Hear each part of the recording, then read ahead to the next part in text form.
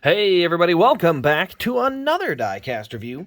Today we are taking a look at another Sprint Midget. I don't know if they're called Sprint Midget. I know they're called Midgets. But anyway, this is Kyle Larson's 2022 number 01 Flow Racing car. This is the Midget that ran at the Chili Bowl Nationals, and I don't think it won. No, he didn't win. He had actually the first year in a couple of years he hadn't won it. But nonetheless, this is the Flow Racing car that he ran at the Chili Bowl Nationals, and I don't think he's running them this year, sounds like. So we'll see.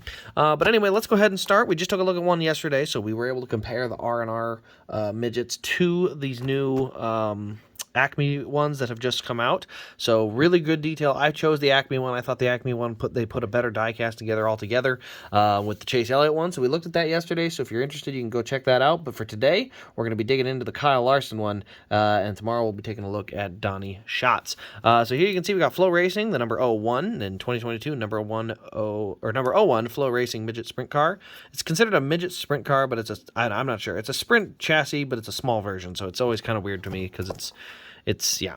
Anyway, here you see we got Larson. You can see there was the Flow logo, Acme, and then there's the 2022 stuff again. Over here, we got Kyle Larson and the number 01.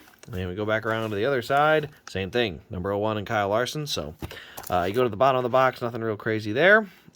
Just some details about the address for the company and junk like that. So, but let's go ahead. Let's see. Can I do this one up close? I'm not even sure. We can do part of it up close. I think I still need to set it on top of something. I need to double check my heights. Unfortunately, with this one, it's a little tricky because I didn't know for sure how high up I needed this. I don't need a lot of lift. I just need a little bit, and then I can look just about right. There we go. I wanted to make sure I could see well without it. So here you can see on the left side, we got Flow Racing here on the left side, the red and white stripes. So it's white with these two red stripes coming across. We got the black Hoosier tires. Well, the tires are always black, but you got the black rims inside the Hoosier tires, I guess. We do have some black Nerf bars on each side. So you can see the black Nerf bar here. There's the exhaust coming right out the top there. And then you go back around to this side, and you can see the Nerf bar over here. Obviously, exhaust is only on one side because these run inline fours. You can see we got Flow Racing, HendrickCars.com up here, and then you can see we've got WR1. Not sure what that is. You can see you got Tarleton trailer, factory cane shocks, K1 gear, GSR, KNC Drywall, JVI Group, Findlay Farms. A lot of the sprint car sponsors he's had. You can see the Hoosier tire again with the black rim. There's our number 01 on the tail tank there, along with the rear bumper in matte black. So yeah, it is kind of a sprint car, I guess. It looks really similar in terms of the shape, design, and kind of the overall chassis structure, I guess.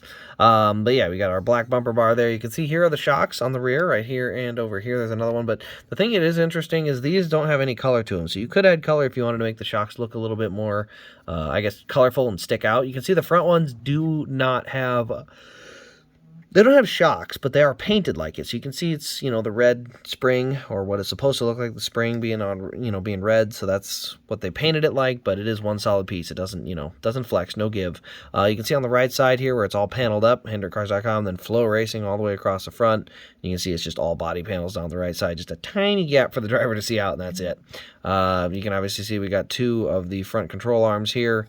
I think that's what those are. They mount to the axle, I believe. And then up front here, we got number 01. We've got Durst, and then we got HendrickCars.com up there on the motor engine cover, and then Larson right up here across the top. We showed it on the other car, but we're going to show it again today. The Simpson seatbelts in here. Very nice addition. You can see they do move. It's not like they're solid as a rock, but having those Simpson seatbelts, very, very cool addition. Definitely glad they've done that. To take the engine cover out, you actually just have to tip it sideways like this and then pull it out. And there you can see the engine inside. So there's the inline 4. Air filter up here on the top. Then we've got our valve cover, and then you can see we've got a few different fuel lines running in there. But overall, engine detail doesn't have a ton of color, but it does have the right engine detail, so that is kind of nice. Then you just, I think you gotta, there we go, get it in there, turn it sideways, and it plops right in, and then you get your engine cover back. So overall, let's see if there's anything on the bottom here. DIN number 2045, I guess it's the production number. There you can see the rear brake.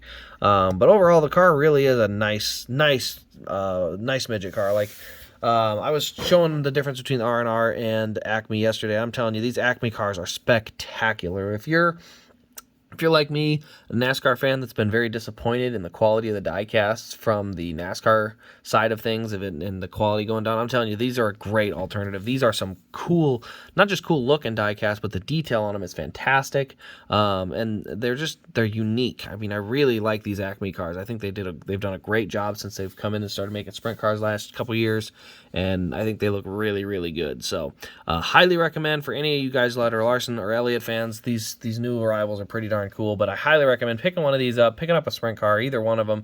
Larson sprint cars are pretty expensive, so you may have to wait till the next batch, but I'm telling you, these things, they're just so darn cool, and especially when you're looking at NASCAR dropping the detail, I'm telling you, these guys picked up on the detail. It looks fantastic. So, can't recommend them enough. Like I said, though, they are available at rasdiecast.com, so do use the promo code RACECRAZE at checkout. Get yourself a nice discount on the way out the door. That just helps you, doesn't help me at all. I mean, everything helps me. The site is mine, so that always is a nice boost to have anyone go looking there. But anyway, guys, that'll pretty much wrap up this video. Let me know your thoughts on this new car in the comments below. Also, turn on the bell and subscribe for more Diecast content.